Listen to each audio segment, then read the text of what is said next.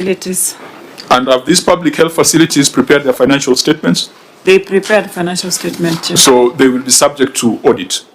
They had already submitted the audit, and we have verified the bank statements that the county provided, and we traced how the money was disbursed to the facilities. Okay, so then we look at non-compliance with Facility Improvement Financing Act.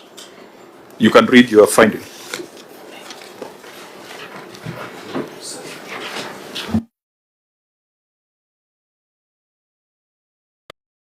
Thank you, Chair. That is number 8 under financial issues, non-compliance with the Improvement Facility Financing Act.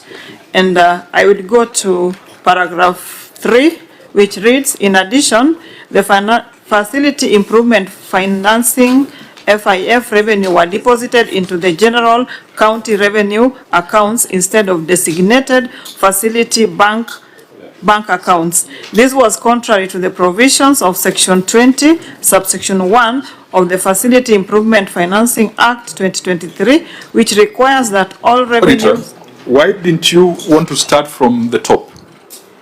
You went to the summary. Chair, we have just discussed that the transfers were supported. So No, just read the whole issue so that we put it in context. Okay, thank you. Sorry for that. Number 8 is on non-compliance with Facility Improvement Financing Act 2023. Review of county records for level 4 and 5 hospitals revealed that 16 facilities collected 1.79 billion and transferred a nil amount to the county revenue fund.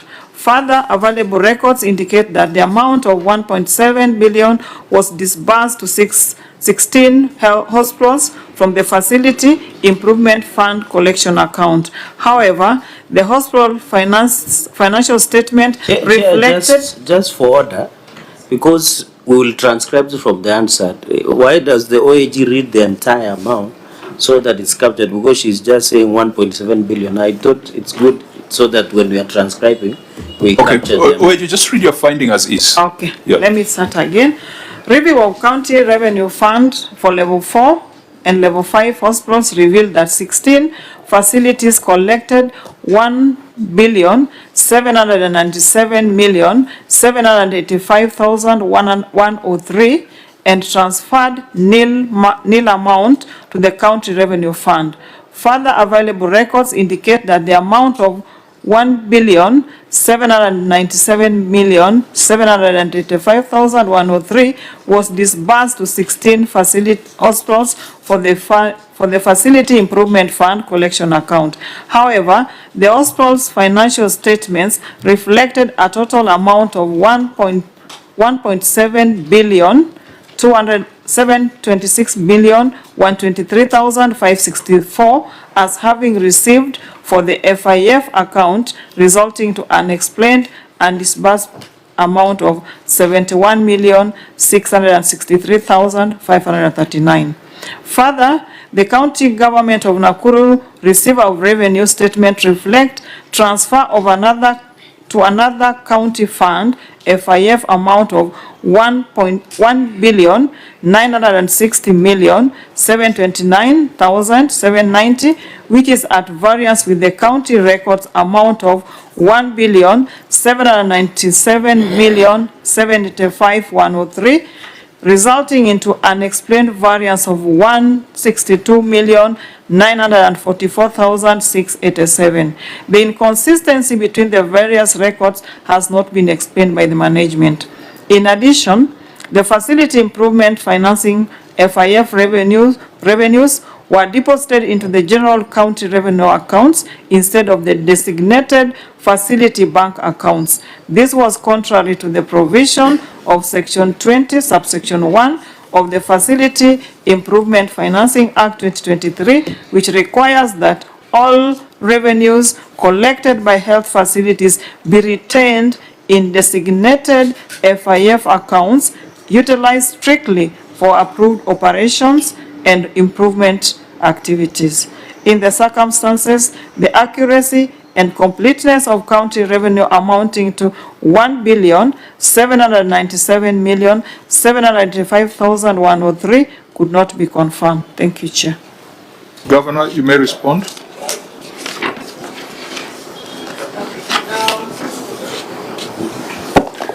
Honorable Chair, we submit that the amount of... Sorry, again, since we are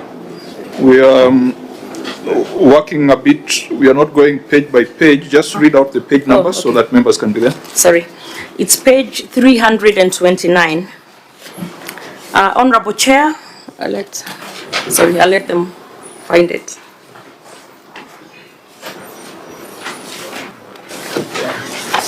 Okay, you may proceed. Thank you. Honorable Chair, we submit that the amount of 1,797,200,000 how do you read it? 797,211,998 was the amount collected by the 16 hospital facilities. Appendix 8.1 is the audit certificate. Kenya shillings 1,960,729,790 were total disbursements to other county funds, that is the FIF operational accounts. Reconciliation of transfers to another county fund. Details, opening balance as of 1st July 2024, 399,994,975. Add collections of 1,797,211,998. Less closing balance as of 30th June 2025 of 234,606,2,987, less bank charges of 1,874,195. So total transfers to another county fund of 1,960,729,790. And the county fund is the FIF operational accounts. So details. Total transfers to another county fund is the 1,960,729,790. Less collections, 1,797,211,998. And the variance of 162,944,687. That is Appendix 8.2, analysis of the reconciliations.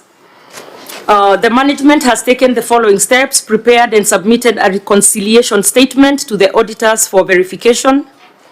Appendix 8.3, forwarding letter of management response. Auditor General, the unexplained and disbursed amount of 71,663,539, has it been explained? Yes, Chair, this has been explained because at the close of the financial year, the various hospital facilities had a closing cash book balance, which was not taken into consideration during the reconciliation. And when we reconciled with the reconciliation, they are provided, the issue has been addressed. The unexplained variance of 162,944,687, has it been addressed? Thank you, Chair. This one has been addressed because this receiver of revenue statement was projecting the analysis from the receipts that were in the system, but the money that was transferred to the county account has been reconciled with the statement that had not been On the third transferred. question on lawfulness, compliance with Section 21 of the FIF Act, has that been addressed? Chair, this one is what is pending because the act is, the Section 20 is very clear that each facility should retain all the monies that they collect and to be approved for operations for the improvement of the activities. Governor, you may want to make a comment on that because the first two issues have been addressed. There is now the issue of compliance with Section 20 of the FIF Act. Well, thank you, Chair. I'll hand over to my CEC Finance. Proceed. And for answered purposes, just restate your name and your designation. Stephen Jogu, CC in charge of Finance and Economic Planning, Nakuru County. Since March of 2025, we are in compliance. We opened the FIF Nakuru County FIF Revenue Collection Account, and at the same time we opened Nakuru County FIF Special Purpose Account at the CBK. So you have complied Yes. from March 2025? Yes. Auditor General, from March 2025, no, that's outside your current scope of audit. Chair, it was during the time they were closing the financial year, but I think being that they have opened it at Central Bank, we'll include it in our books in there for the. So you can keep that in view and advise us on whether they've complied with the Act. Thank you, Chair. Honourable members, we can come back to payables. I know there's an issue on receivables, but there's also an issue on payables. Let's start with payables, because those receivables will still remain as a debt in the books. They'll, unless there was an issue about the write-off. So, Auditor General, tell us what you established on trade and other payables balance. Thank you, Chair. This is number 5 under our financial statements. The statement of financial position reflects trade and other payable balance of 6,486,882,856 and a comparative balance of 1,478,761,394, which reflect an increase of 5,7,325,462 for the year under review as disclosed in Note 32 to the financial statement. However, review of the supporting schedule reflect balance of 5,843,012,076, resulting to an explained and unreconciled variance of 643,070,092. In the circumstances, the accuracy and completeness of trade and other payables balance of 6,486,082,856 could not be confirmed. Thank you, Chair. I believe there's another finding on trade payables. Is it coming under lawfulness? Yes, Chair, it's coming It's about under lawfulness. long-standing payables. Yes, it's number 1 under lawfulness. Can you just read it so that we deal with this issue of trade payables jointly? And members, you can also look at Note 32, which we usually analyze the aging analysis of the debt, so that we deal with this issue of pending bills collectively. Thank you, Chair. Number 1 under lawfulness is long outstanding trade and other payables. The statement of financial positions reflect trade and other payable balance of 6,486,082,856 as disclosed in Note 32 to the financial statement. However, review of age analysis revealed that there was a balance of 1,478,761,394, or 23% of total payables have been outstanding for more than 1 year. This was contrary to Section 53, subsection 8 of the Public Procurement and Assets Disposal Act 2015, which states that an accounting officer shall not commence any procurement proceedings until satisfied that the sufficient funds to meet the obligation of the resulting contract are reflected in the approved budget estimate. Further, failure to clear trade payables in the year to which they relate distort the budget of the following year as they constitute to a first charge on the budget. In the circumstances, management was in breach of the law, and the county executive runs the risk of incurring significant and unqualified costs on interest and penalties associated with delays in settling the invoiced bill. Thank you, Chair. Okay, Governor, we have handled 2 queries, but they relate to the same matter, trade payables. So maybe you first deal with the issue of the 5 billion growth in trade payables in 1 year, and then you go to the other matter of trade payables worth 1.478 billion that have been outstanding for more than 1 year. Thank you, Chair. to the members and everyone, it's page 309, the first one, 309. Honorable Chair, the variance amounting to 640,070,092 relating to grants and transfers to other entities was not reflected in the trade payables schedule, but it was appropriately recognized and disclosed in the statement of financial position.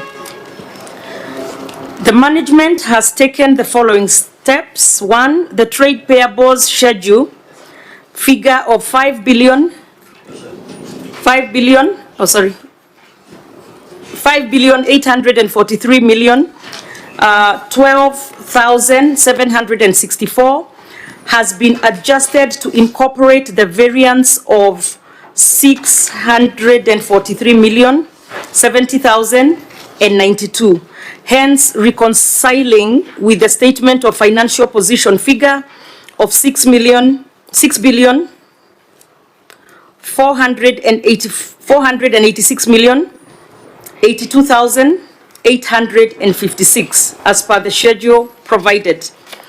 Appendix 5.1 has the reconciliation statement. In addition, management has undertaken several capacity building workshops for accountants to strengthen technical competencies, particularly in the application of IPSAS 33 and other relevant accounting standards. Appendix 5.2 has the IPSAS training. I go straight through to the next. Maybe we can ask questions on this, then we go to the other one of the aged debt. Auditor General, does that response address your concern? Thank you, Chair. The response was addressed because most of the variance that we were querying were the payables, the money that was to be transferred to various fund accounts, which has since been provided. Thank you, Chair. Now, so that deals with 643 million. Yes, Chair, they have reconciled. But the bigger question, Governor, is how you close a year with a debt of 5 billion under 1 year. What were the circumstances? Because the prior year, the opening balance was 0. And this year, 5 billion was debt less than 1 year. The prior year opening statement balance was 1.4 billion, and then you close the year at 6.4 billion, which indicates that your pending bills, what we usually call pending bills, has grown by 5 billion. That's what percentage growth is that? From 1.4 to 6.4. That's almost a 4 times growth. What were the circumstances, and what is the plan to settle that 5 billion debt, and what has been achieved so far? Oh, thank you, Chair. I'll turn it over to the CC Finance. CC? Thank you, Chair. During the close of last financial year, there was a change in financial reporting, where the controller of budget required us to report anything that was not covered or paid by close of day on 30th June. And most of these were even monies that we had already requisitioned and we are waiting for the controller of budget to approve. But most of it has been paid. As we are talking now, the bill is around 2.1 billion as of close of May this year. Do you have any evidence of payments made during the year? Yes. So, can you cite them in the appendices in these documents? No, I didn't. is there evidence payments before us on the payment progress? It is in my second and third quarter financial and financial reporting to the National Treasury and Controller of Budget, which we can provide. So probably you are responding to 642 in this. The whole figure of 6.4 billion. I think what you've tendered is to close the gap of the unreconciled variance of 643 But this is a supplementary question on how you closed at 5 billion, and you are saying it was a cutoff. Now, how did this cutoff only affect Nakuru and not other counties? Because we have seen 46 other counties, and none of them has reported that kind of figure. And where they have reported that kind of figure, they have given reasons of late disbursements from the exchequer. Now, you are giving a completely different technical reason. Chair, if you look at it, if you get the exchequer releases late, you are not able to pay within the month of June. But for all the requisitions that are already in the system by close of day 30th June, you are able to pay all the way to end of July and maybe 1 or 2, 3 days in August. TC, just speak in English. Yes. Is this money that came late, so you are not able to pay within the financial year, and then it came and you settled? I think we have seen that. We saw a county like Kilifi closing with a huge pending bill of 4 billion. They said the money came late in July, but they were able to demonstrate that subsequently they paid. Now that's English, but if you tell us about cutoff and standards, you'll confuse us. Yeah, that's it. So why are you saying that you paid during the third quarter? It should be in the first quarter. And if it is in the first quarter, it must be, the evidence must be here. Payment, if you look at the way the system is designed, as long as the contractor or the supplier has submitted request for payment by close of day 30th June, you are able to process the payment even within the first quarter. What was your last exchequer release in this financial year, and when did it come through? The 2024-25. Yes, this year under review. Did it come before 30th of June or it came after 30th of June? I think it came in the first or second week of July. But Treasury usually gives a window of 14-15 days. Or Treasury, was this different in this financial year? Chair, it's true the exchequer for that specific year left the first week of July, but the counties had all the way to 15 to make the payment. So they consumed the exchequer. It may have seemed as if it was late, but it was used in the specific year because the budget is opened for the previous year to consume the money that was for the previous year. You see? But Chair, if you look at the reporting was as of 30th June. So you're saying you're reporting before you receive the last tranche of the exchequer? Yes. But you see, Chair, what I find difficult with Waziri is that he says there is even a schedule of payments or settlements. But that schedule is only available to him. I mean, what would be the easiest thing to make that available to everyone? So and even though the governor said she does not need my help, when you report that your pending bills have grown from 1.4 billion to 6.4 billion, you are causing yourself unnecessary political crisis, because people will say you are not paying suppliers. So I don't know whether you still need my help or not, but let's hear from Senator Chirarke. You can help, Chair. Senator Chirarke. Chair, mine is on this CEC. You didn't demonstrate, but I've seen the reconciliation of 648 million. This, why in your financial statements you did demonstrate this 5 billion, and then the aspect you should have indicated is it because of this you're arguing that it was given late? What is the role of EGP, the e-procurement, in ensuring that such money do not get hold on? And then finally, Chair, to the governor, I've seen in your aging analysis over 3 years, the 11% of there is a pending bill of 11% or trade payables of 11%, that is 681,130,092 shillings. Many counties, when they took over, they used to do what we call, although the courts in Kitale stopped it, they used to do what we call pending bill verification. In this aspect of over 3 years, Governor, was there any either gazetted or your internal pending bill verification of this 11% that you owe? And then finally, Chair, combining both 2 to 3 years of 273 million, 523 million,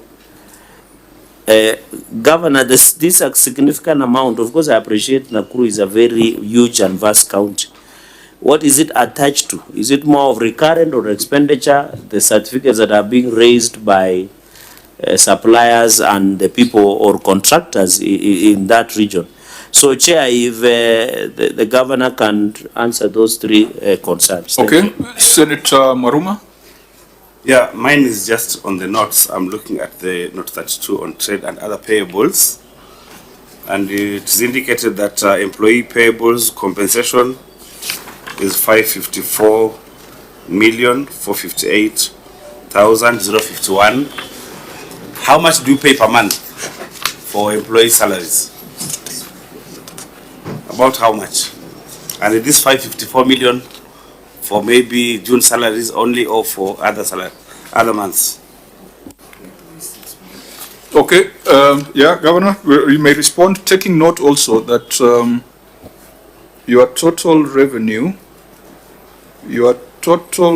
for that year was, Auditor General, can you help me to get the actual number? I know it was contentious when you are computing the fiscal responsibility. What was the total revenue? That one is on page 1 of the financial statement on financial performance. It is 15 billion 593,236,618. 15 billion. 15 billion, yes. 15 billion. Out of the 15 billion, 6.4 billion are debts. That's what the financial statements are telling us, isn't it? Auditor General, is that the right interpretation? Chair, no. What is the interpretation? Because you have trade and other payables of 6.4 billion. This 6.4 billion, I think it includes even the previous carried forward trade payables. Correct. You have 15 billion for the year, but you have 6 billion in debt for current and prior years. Isn't it? Because the accountants must speak to the public. The standards and the reports must speak to the public. We must reduce it to a language that the public understands. So, Governor, there have been many questions from my colleagues. You can respond to them. Okay, I'll say it in general, and then if there are specifics, I'll turn over to my people. One, that's a good question on the 6 billion or is it 5 billion? Part of that is salaries, because when the money comes after June 30th, it is paid the next financial year. So it would look to you like a pending bill, but it's truly not a pending bill. It's just salaries. The cutoff of June 30th then messes with that. I think that was the first year of accrual accounting. And then part of the other stuff, part of that bill, my salaries, by the way, I think a senator asked that, is about 600 million or half a billion per month. And then part of that money too is requisitions for suppliers after the cutoff of June 30th. So a lot of it is then processed and paid within the month of July of that, because also our money comes in late. And I want, for the record, actually even Standard and the Star ran something on us and said Nakuru was number 2 in paying pending bills. So we don't play about pending bills, we pay them. But this has a lot to do with the accounting system that was in place, or that's in place.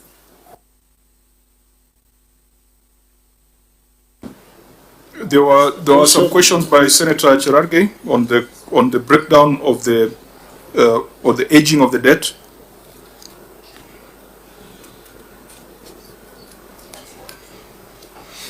And again, sorry. And again, we are complicating a very simple question, because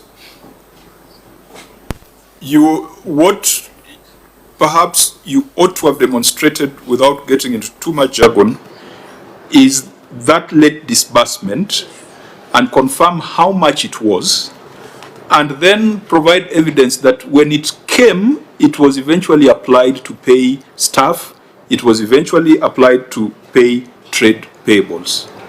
I think that would have clearly given a way forward. But if we make it a technical thing, then we get lost in it. So I don't know, CC, how much is that was received on 2nd of July? Around 1.2 billion. Then that does not answer the problem. That does not answer the problem, because 1.2 is hardly enough to pay your salaries. Well, it covers your salaries. Huh? You said 1 or 2 or 1.2? 1.2. 1.2? Yes. So then that does not answer, does not cure the problem. Chair, maybe also, Chair. where the debt has been aged over 3 years, and I think Senator Cherargei asked this. Over 3 years, you have 681 million. 130,092. Out of these, how much are staff payables? And how much are third-party deductions and statutory deductions? This 681. Is it possible to get that segregation? Yes. That breakdown? Yes. Where is it? And maybe to Ideally, under this note. also, maybe also to add to that, because I had Cherargei asking what Excellency Governor inherited on paid-in bills. It was about 800 million when she took over the government. You check and see. That's what we have. So, and then monthly reimbursement or allocation is about 1.2 or 1.3 billion, whatever you're talking about, 1 month, monthly. So, having raised the pending bills to be 6.4 billion, then I can confirm that's why the Nakuru people, they are all crying everywhere about their pending bills, the payments. I know you, the Star has said, I commended you that you're paying the pending bills, but there's a lot of outcry, and this can prove having a pending bill of 6.4 billion. So this is the danger of speaking jargon rather than speaking to the public, because Governor, the report that we have here from your opening balances, it indicates that prior year you did very well. Yes. Prior year you did very well. You closed at 1.4 and you had nothing under 1 year.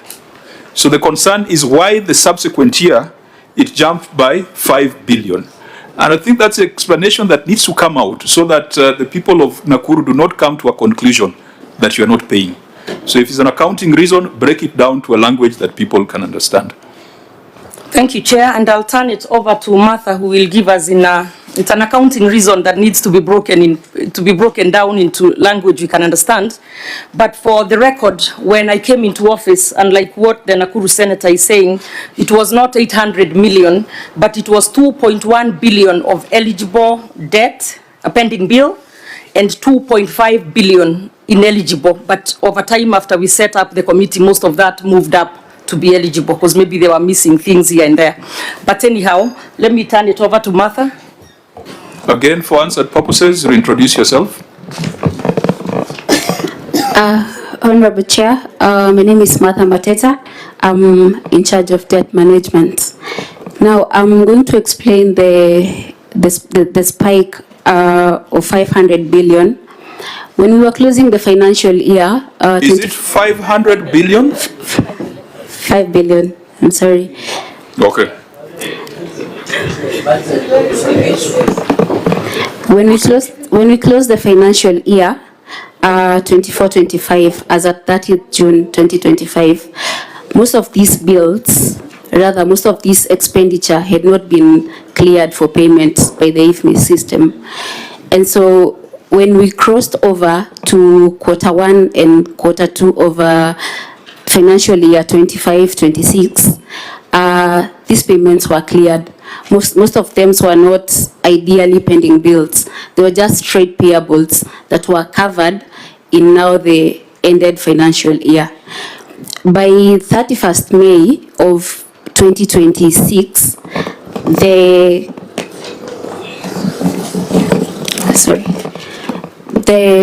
trade payables stood at 2.5 billion.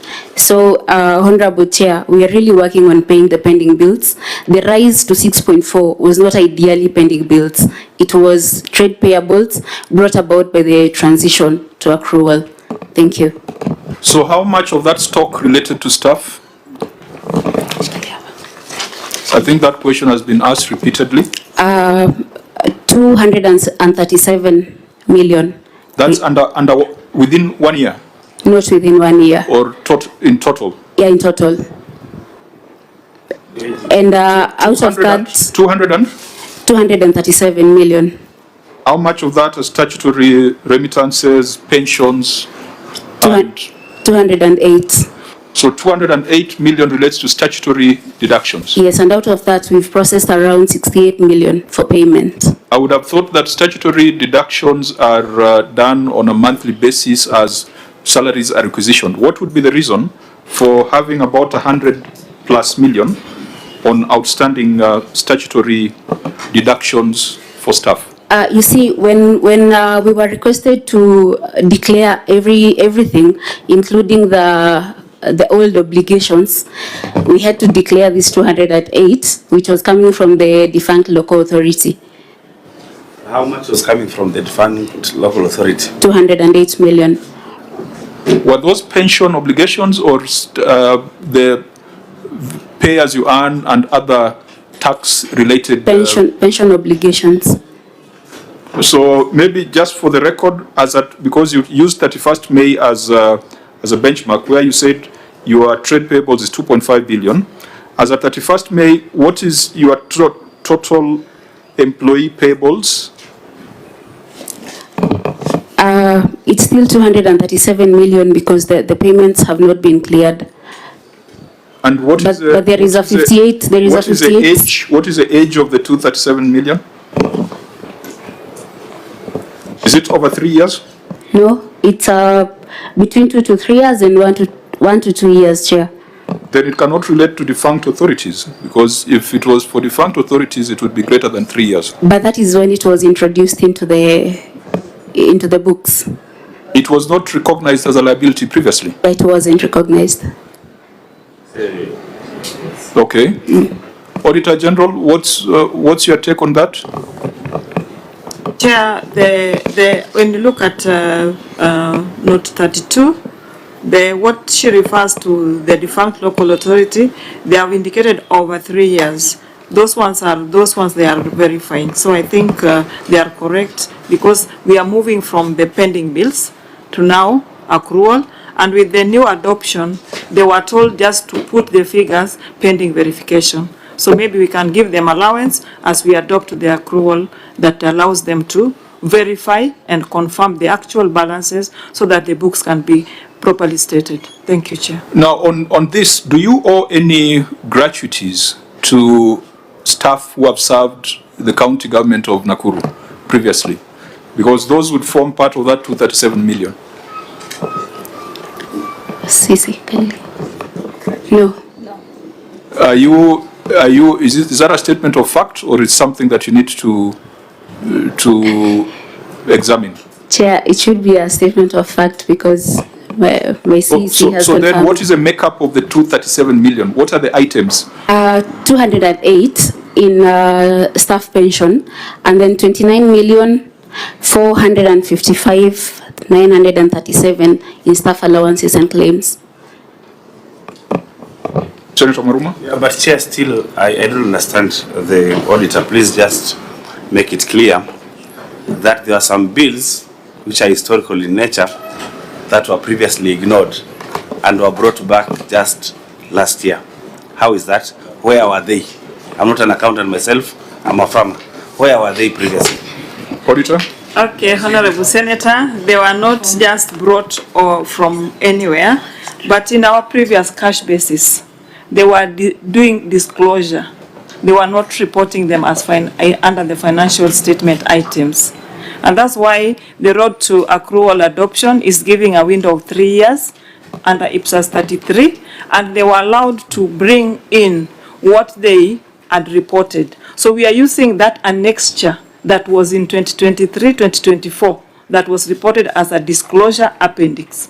So we are just taking them, the ones that have not been paid, but the standard allows them now to bring the balances which are not accurate pending verification. Same to the case of assets, where we write historical, pending now adoption of balances and now instituting the depreciation and amortization. No, Auditor, we spent almost 1 hour with Wajir, who had come up with 1.4 billion as trade payables out of the blues. And we spent a lot of time on it. What you're saying is that they were bringing forward, previously it was a disclosure, isn't it? But if they had disclosed 200 million, you'd expect it is the 200 million that they would bring to their financial statements. Would it change in between? Yes, Chair, it will change, but if we go to note 32. Under what circumstance would it change? It can only change when they have disclosed the analysis, the age analysis. Is it within the first year? Is it the second year or the third? If they bring their third, then it will be wrong, because we have the financial statements which were certified. No, if they said globally, our trade payables in the year under cash accounting was 200 million, and now we have moved to accrual accounting. Shouldn't we see the 200 million for those years as was disclosed in the previous years? Correct, Chair. They should bring the 200 that was disclosed in the previous year that was certified. I think that's what Senator Maruma, that now clarifies it. So it reverses the earlier assertion that this 237 could just come up if it had not been disclosed in prior years. I think that's what I heard the entity say, that this 237 was not there, but it was brought in as a result of accrual. Chair, maybe just to check again the analysis, I think maybe because of the figures, the analysis 1 to 2, it means the previous years. When you add 523 million, you add to 273, and you add to 681, goes to 1.4 that we have indicated that were previously reported, which are still that's what your opening statement. That is now the opening. Correct. Yes. Correct. So I think one of the things that the entity also didn't do is that other entities usually have a separate analysis and aging of staff payables. That is what is missing, and that's why we are fishing in the dark. So we are not able to tell whether this 237 was just plucked from the air or it had been carried forward from prior periods. Yeah, and just as an observation, as we are aging, we cannot age the way we have aged. Because when we say 1 to 2 years, 523 million, and then 2 to 3 years, 273 million, you discover that we have 2 and 2 down here. We cannot age like that. We can't do that. It has to be 1 to 2 years, then maybe 3 to 4 years. Otherwise, there cannot be an overlap of 2 and 2. In my previous years, I used to do mathematics. So this one we can't do that. Okay, Senator Cherarke, so that we... Chair, maybe mine, Governor, you said something about verification of the pending bill. Was there a report on both legible and illegible? And my second, was it challenged in another forum, or all the people who brought forward their claim has been settled? And therefore, in conclusion of this, over 3 years, how many percent, or if you have numbers, I saw CEO of Finance, Zia Katu or somebody, how much has been offset on the eligible part? That will be my 3 questions. Thank you, Chair. Yield back the mic. Governor?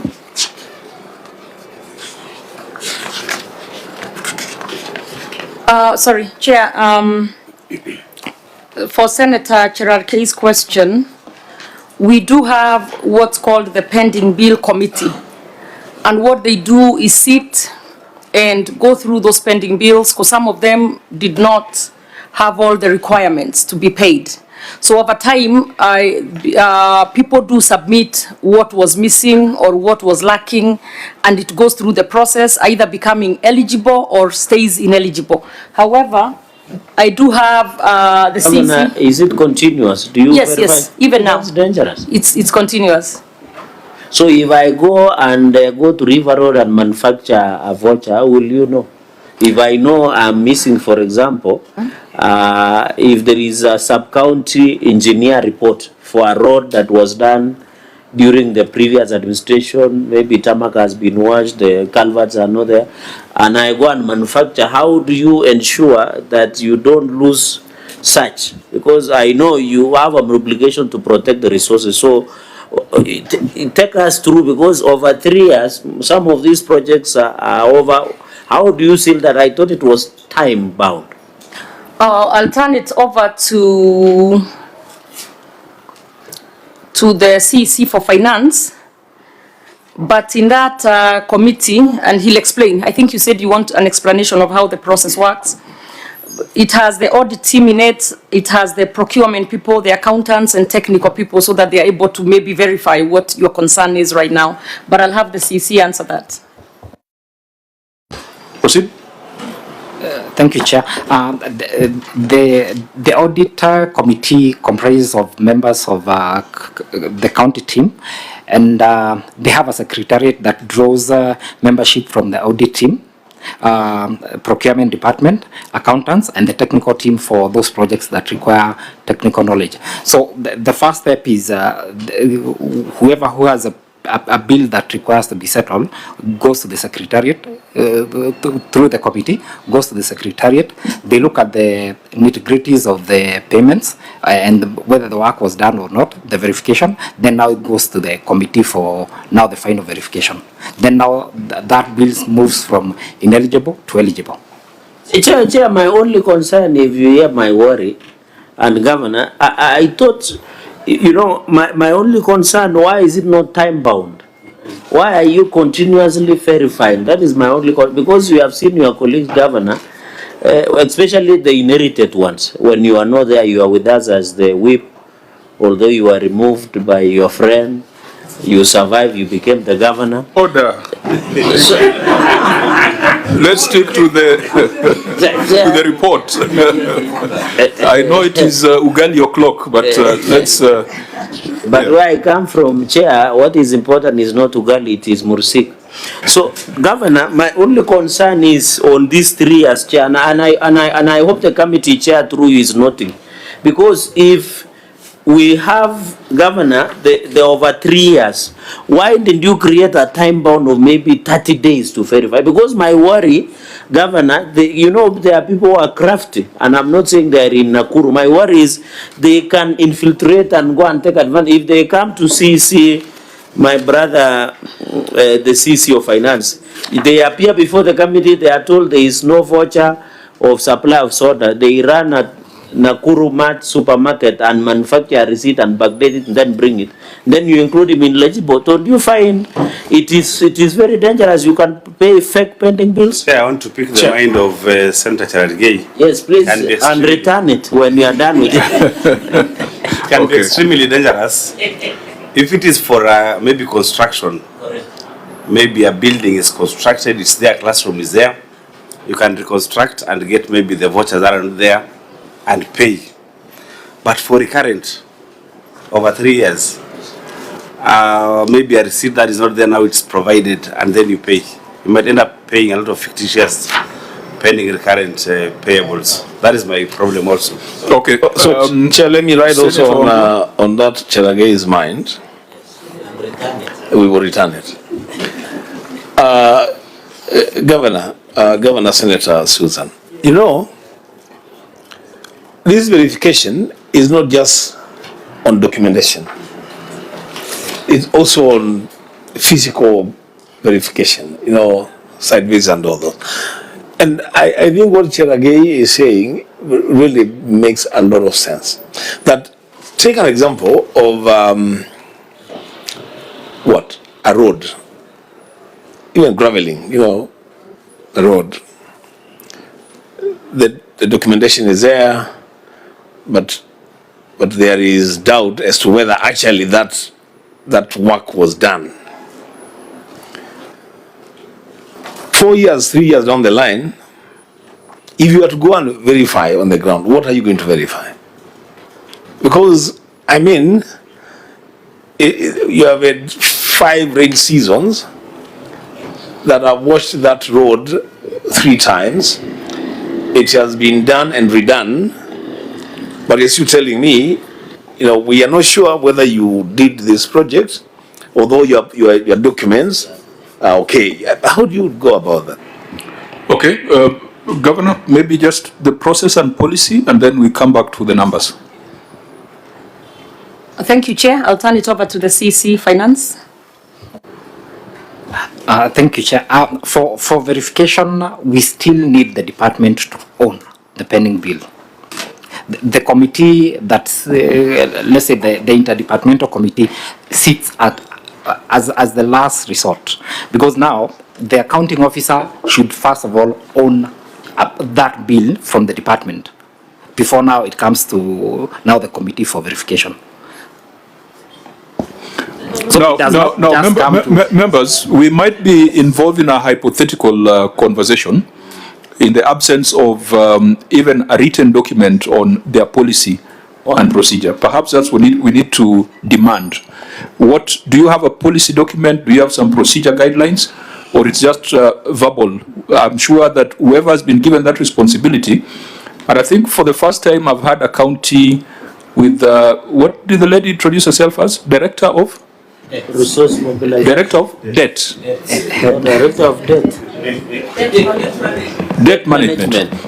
Which I think is something worth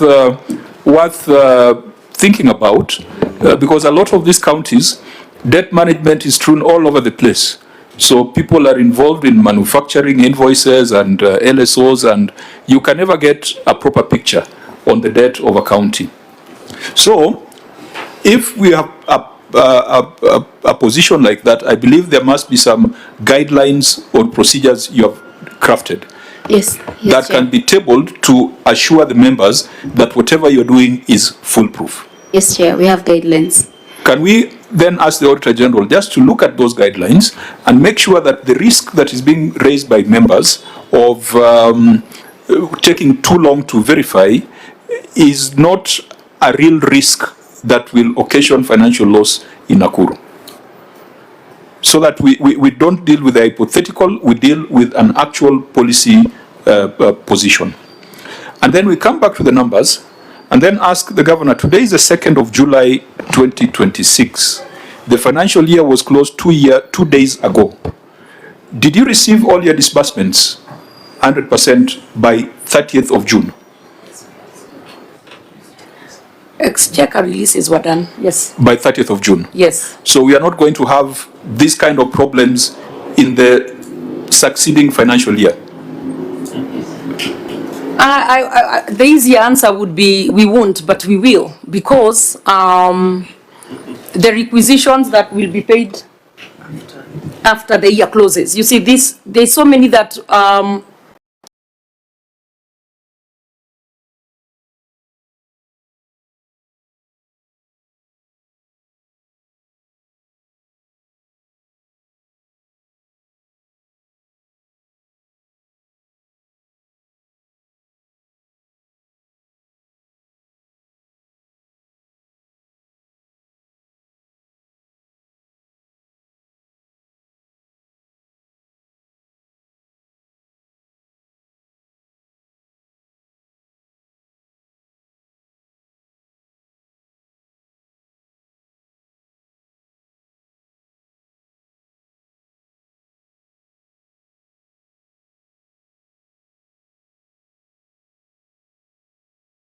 $160,178,592.52 has been paid.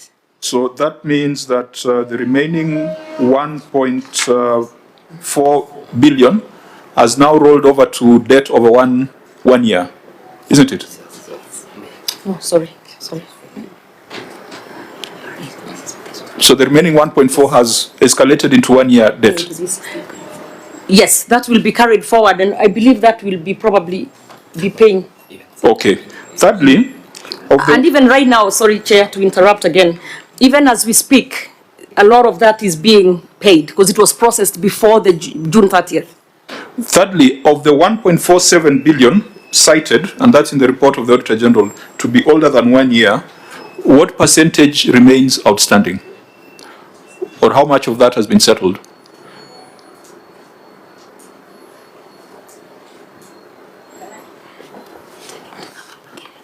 Sorry, Chair, if you can repeat the question. Of the 1.47 billion that the Auditor General cited as being over 1 year in these financial statements, how much of that has been settled? There was around 200, 237, 200, about 230 million. So your debt is growing faster than your repayments? No. Can you answer? Yeah, this is the records we have up to 31st of May. We do not have the records for what is at requisition level at the controller of budget. Okay, so we can get the full picture in the substantive audit. Yes. Okay. Now this also brings to question your fiscal responsibility index. So, auditor, you need to now help us. If almost 1 billion was not accounted for in the year under review, do we have a correct picture of compensation of employees for the year? Because, you know, you cited it, it's a substantive finding where you're saying that I think it's under lawfulness, non-compliance with fiscal responsibility principle on wage bill. With all these accounting stories we are hearing, what is the true cost of compensation of employees for that year? Thank you, Chair. The true cost of employee cost was 6,590,685,095. But we are told almost 900 million relating to that period were paid, are sitting here in this pending, in these trade payables, staff payables. Thank you, Chair. When we go to note 32, the trade payables are also having other segments whereby we have employee payable compensation, which is 554,158,051, which indicates that this is the salary that was processed at the end of the year, at the end of the month. That was not processed. Yes. That was not processed. Sure, thank you. So the true cost perhaps should take the 554, add the 312, isn't it? The 312 of employee payables, staff payables. Yes, Chair, but the compensation also involves other parties. There is also payee. So when the reporting template is presented as this, we may not get the small nitty-gritty explanation. If we go that way, I think we maybe get lost. So is Nakuru at 42% in terms of fiscal responsibility? Remember the PBO, PBO was disputing that percentage. Yes, Chair. When you look at the revenue they have reported, it is 15,593,236,618. And when you compare the employee cost is 6,590,685,950. So when you get the percentage is 42. It's above the threshold that is recommended at 35%. But auditor, also under budgetary control and performance, you have reported that the statement of comparison of budget and actual amounts reflects total receipts, budget and actual on a comparable basis of 23.9 billion and 19.5 billion respectively. So shouldn't the revenue be 19.5 billion as reported on your emphasis of matter?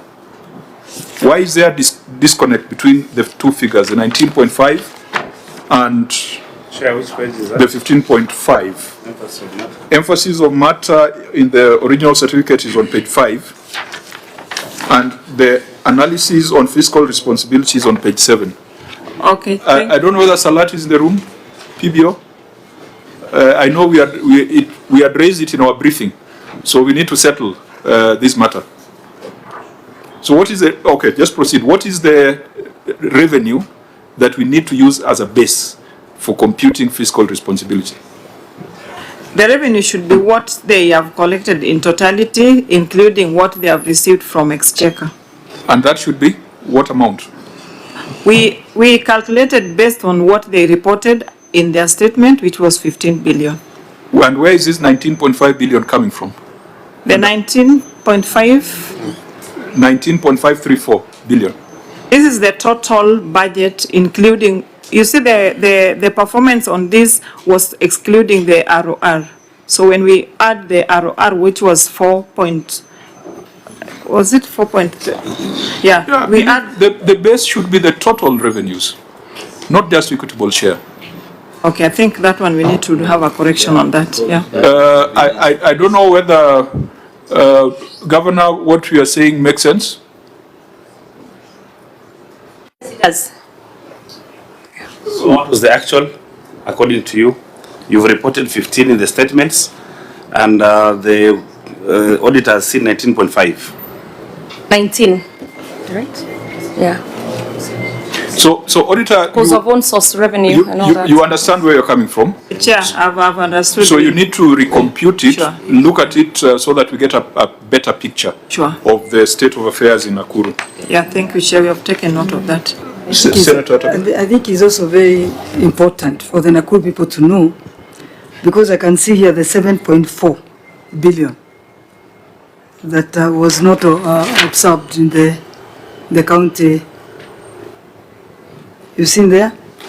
The under absorption of resulting to an under absorption of 7.4 billion, which is at about 38%. of the actual receipts. Yeah. So where did that money go? Was it returned to the National Treasury?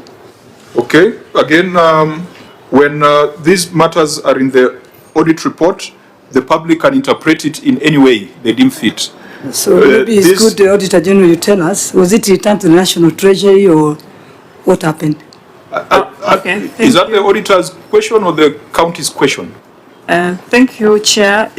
Honorable Senator is asking the explanation in the budget where we are comparing what was actual receipt and what was spent. And Honorable Senator, you can follow the discussion that we had. At the close of the financial year, there are some payments that do not go through as they have been submitted to the controller of budget pending approval, and that's why the Treasury gives the window between 1st July to around 15th for the clearance. Once the window is closed, we normally have exchequer return, which forms part of our analysis. So to go into record, does it mean that 7.4 billion of the allocated money to the Nakuru County government was returned to the Treasury?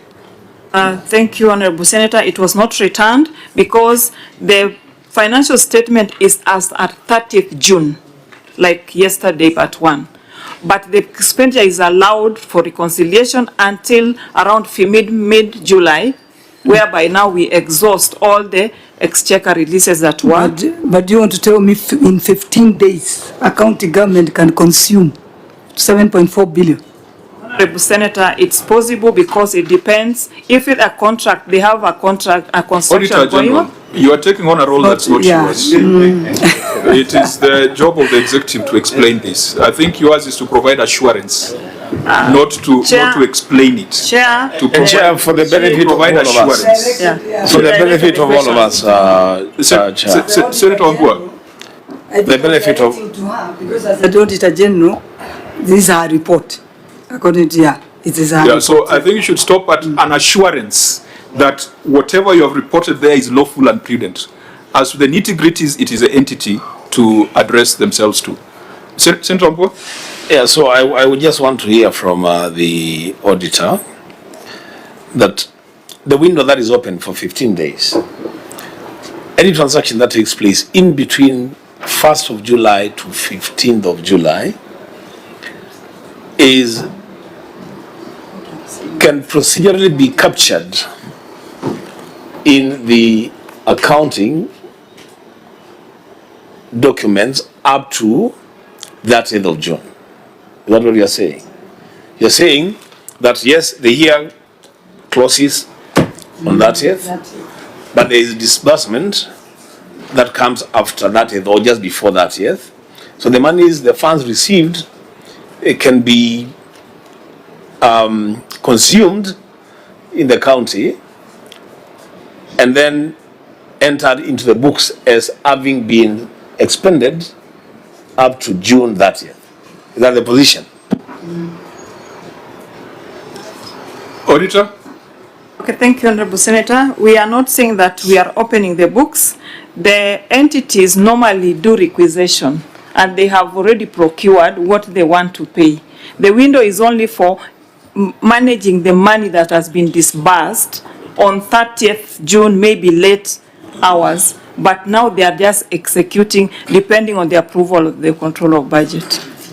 But they are not opening new requisitions or payments. Now, National Treasury, did you issue a fresh circular on year-end closure in view of the migration to accrual? You had some guidelines during the cash accounting period. Did you come up with new guidelines for accrual accounting? Because it is causing confusion. Because I can see Nakuru is treating matters slightly differently from other counties. Chair, even currently they have a new circular for this financial year, giving them up to 10th of July to execute, pay the money, and they use the money for the budget for the previous year. Let me talk of the previous year because you are in another new year.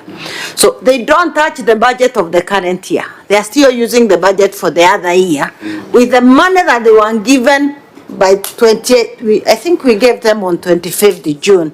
So that it spent the budget for the last financial year. So the issue of not having the money in the system, it shouldn't be in the system, and they shouldn't report. I know they couldn't be having the issue of saying the timeline, but the amount is still used, it's for the previous year. And the circular was given even in the current year. My problem is, why is it recognized as an under-absorption? Why can't it be recognized as absorption for the previous year, so that you don't have this under-absorption? Is that for the Treasury? Chair, let me report on under-absorption. If Nakuru never collected enough revenue to cater for their budget, the under-absorption is compared with the budget and the money that you have used. So if they never collected enough, even if Treasury gave them the money of their share to the fullness, they were still under-absorbed because they didn't have the budget to spend. They didn't have the money to spend the full budget. Okay, members, this is... Just a quick statement there so that we don't leave things not properly tied up. Because you, like Chair, you very well put it. You'll have the population thinking otherwise. One, it is very good to be very clear that no money goes back to the National Treasury.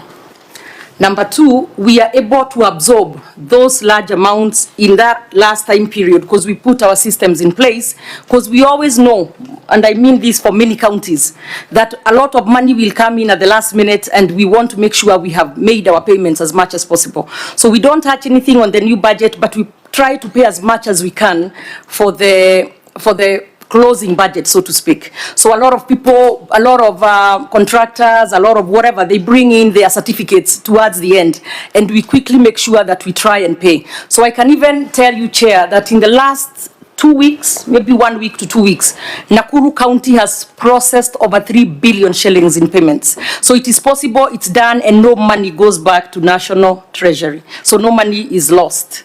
I mean, Nakuru people do not miss any services, as there was an implication there, because money goes back to National Treasury. There is no such thing. I think it's a constitutional and a statutory declaration that monies once appropriated to counties shall not return back to the consolidated fund. So that's a constitutional position.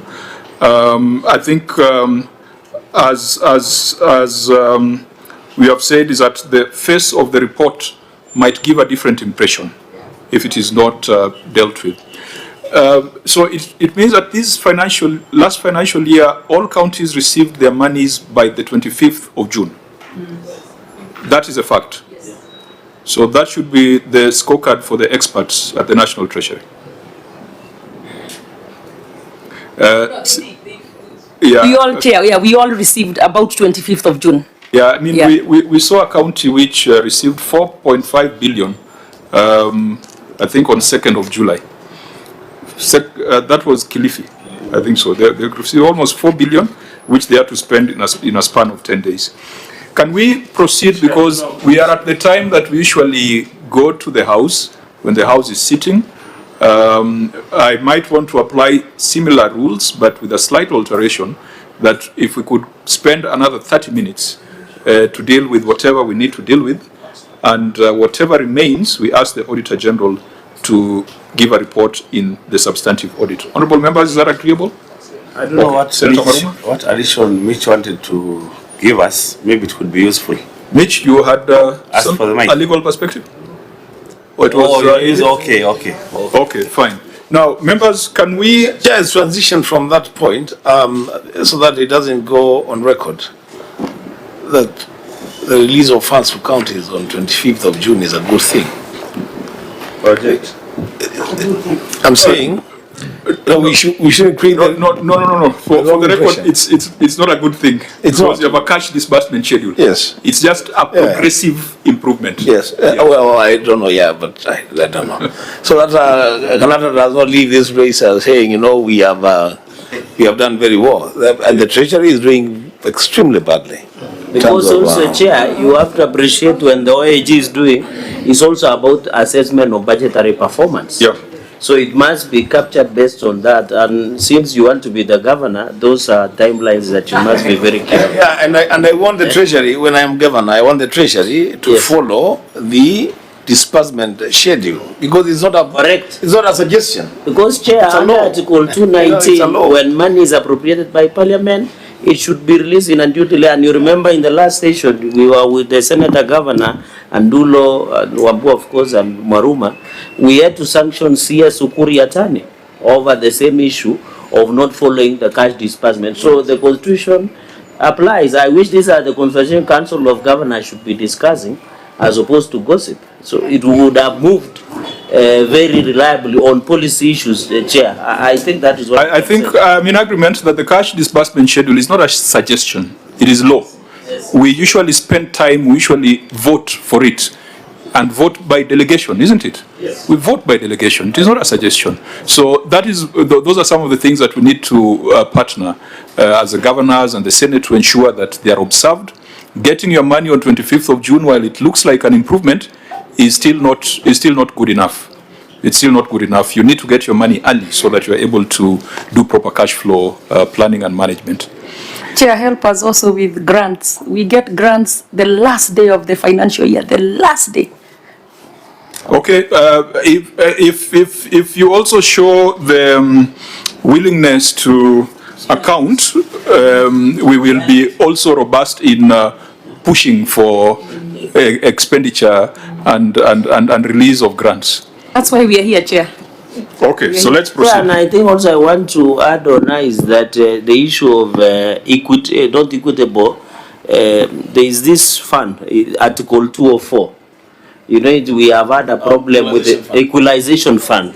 It's also still a bigger problem that we still need to have a conversation that we can going forward. And I agree, the more they account for it, the faster we do our job. We push, we push for more. Because again, if you look at equalization fund, sometimes you find that the National Treasury reduces it at will. And you remember when she was our whip, she was very ferocious in demanding for accountability with the Governor Lee then. So she understands where we're coming from. I still am. Okay, fine. So now let's go back to the audit report. There are HR issues there, which we'll ask the Auditor General to keep an eye on, particularly the real fiscal responsibility index, the 1/3 basic salary rule, the payment of salaries outside IPPD, and this one is a grave matter because the Cabinet this week asked the DCI to look into payroll fraud across all government entities. I don't know whether it applied to county governments, but I think that is something that needs to go to county governments as well. Payroll fraud is a serious matter in government at all levels. I'm not sure what explanation was given for the 1,457 employees who are paid outside IPPD system. Governor, would you give just a quick, yes? Sorry, so at the time we didn't have everybody in the system, but we now have everybody in the system and nobody's paid outside of IPPD. At time it took a long time to even get numbers, but now, what are they called, numbers? Payroll numbers.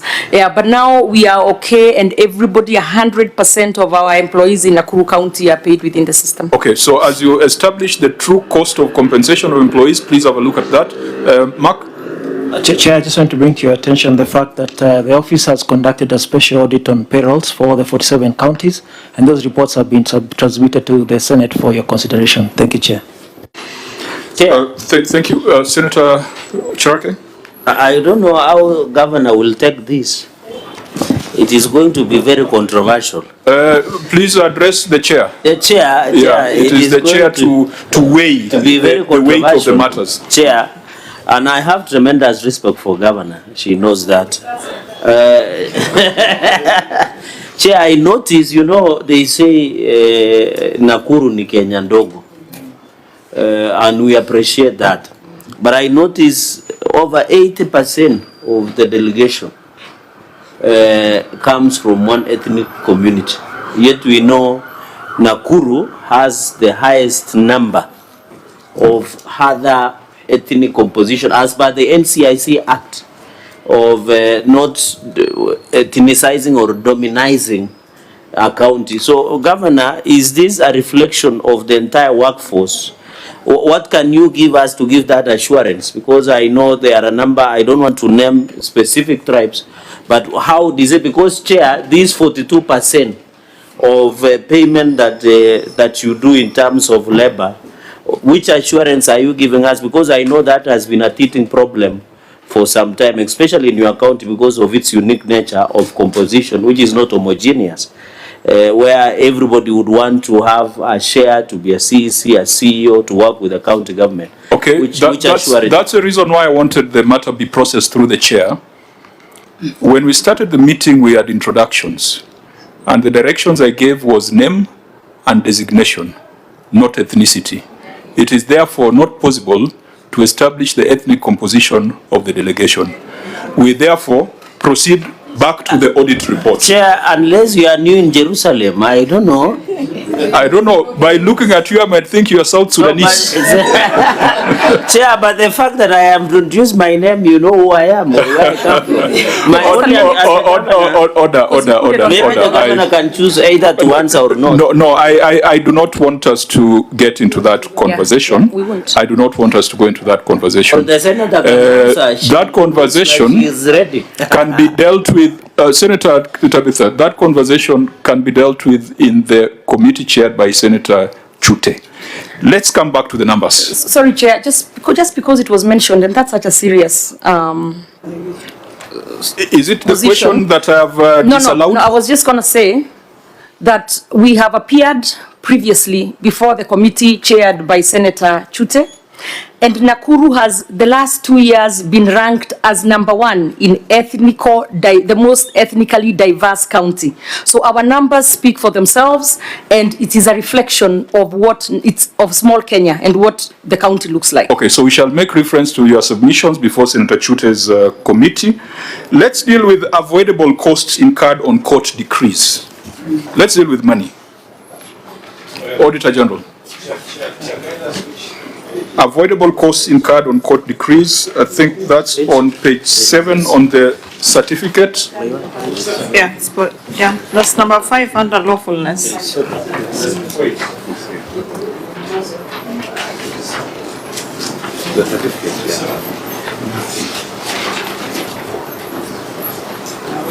Auditor, you could read your finding if you're already there.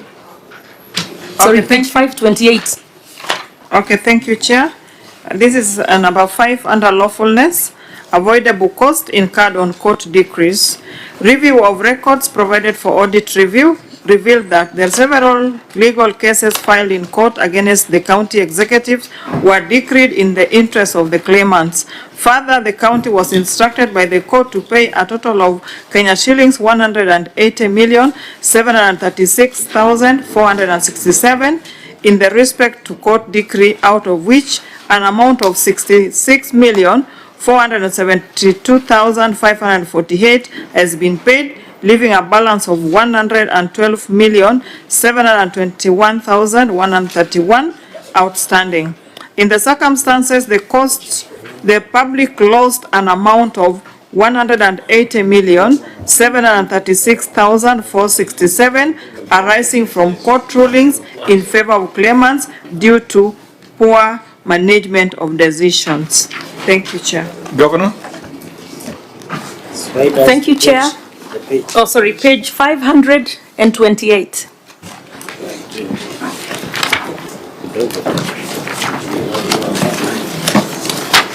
Who's this one? Who's this one?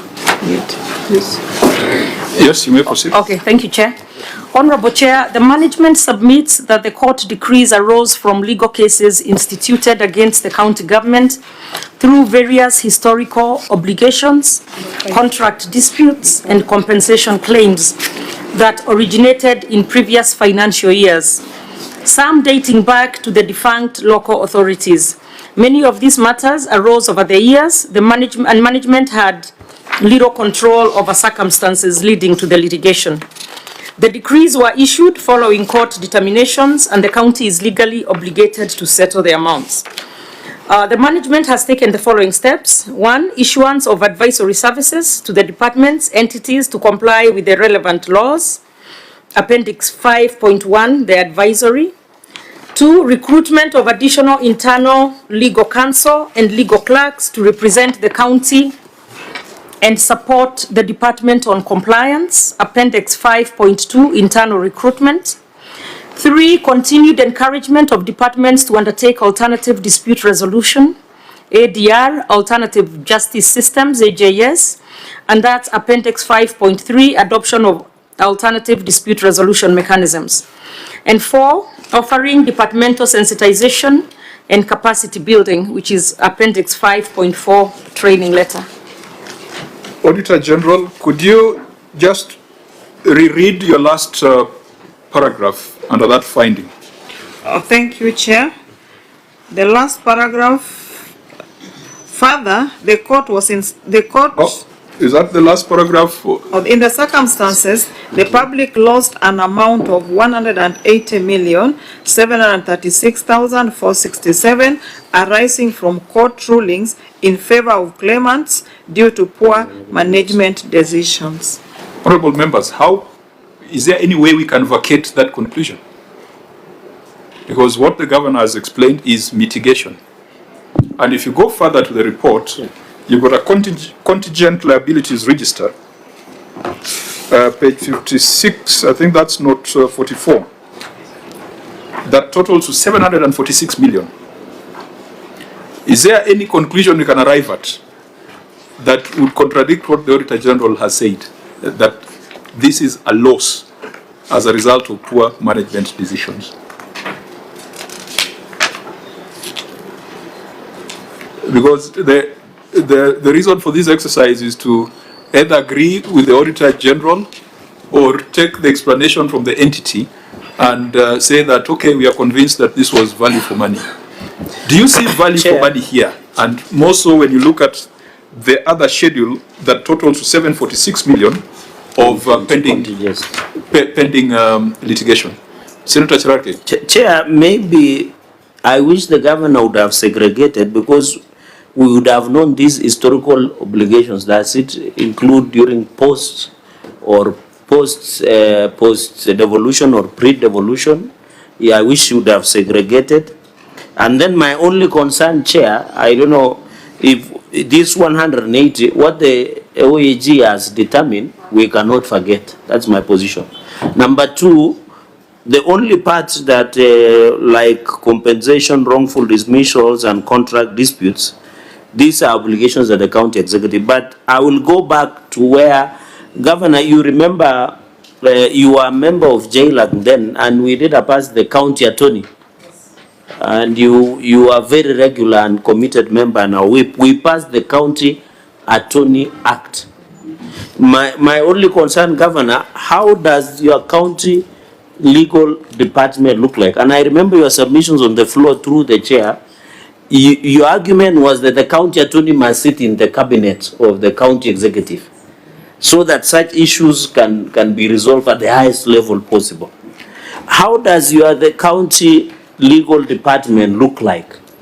You know, so that this 180 million that we are talking that was poor management decisions, if we had a vibrant and a functional county legal department, some of these things you are outsourcing, including, and we are not saying you should not give business to our colleagues, like outsourcing legal services, should have been resolved then. So my question is, Chair, apart from that, we cannot forget on 180 million, what as a governor, because we are looking at implementation status, how have you crafted your legal department to ensure some of these things can be resolved and county does not lose money? Thank you, Chair. Thank you, and I hope the county attorney is in the room because that office is created specifically in statute, and it is their professional responsibility to respond to some of these things. Senator Wambua.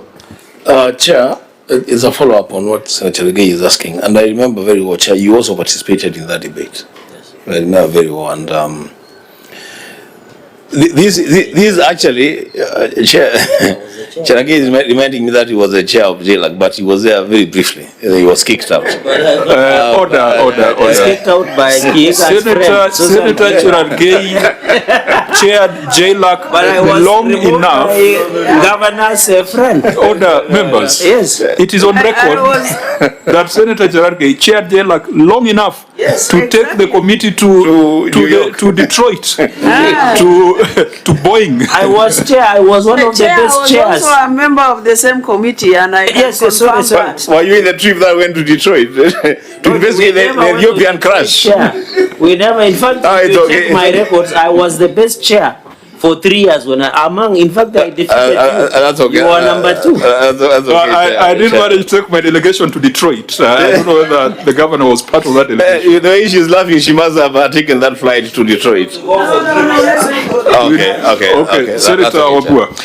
So, Chair, what am I saying? What I'm saying is, if you remember those conversations on the floor, it was because of exactly this. And we're saying, counties are spending billions of shillings on legal fees, and yet they could engage their own in-house lawyers counsel to handle some of the issues, especially the most serious issues affecting the counties. So my question to Governor Senator Susan,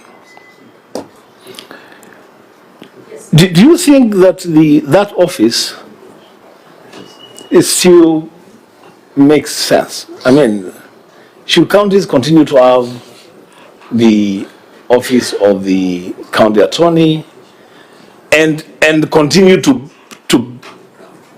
incur this level of bills for senior counsel for counsel? I'm saying senior counsel because you said one of our colleagues is again. You will not go that direction. I will not. It's okay. I withdraw. I withdraw. But let me just ask whether. But he's a senior counsel. That's okay, Chair. It's okay. Let's just remain focused on this one. Because you see, the Chair, you just said that there is a pending payment of 700 million. A contingent liability listing of 700 million. Yeah. There is a value for money query of 180 million Kenya shillings. We have a functional office of the county attorney in the Nakuru city county government.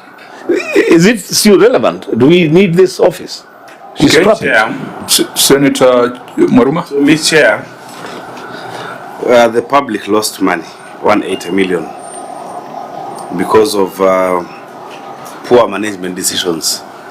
To me, it does not matter whether the defense in the courts is made by the attorney, county attorney, or an external attorney, because still, yes, external lawyer. To me, these wrong decisions, Chair,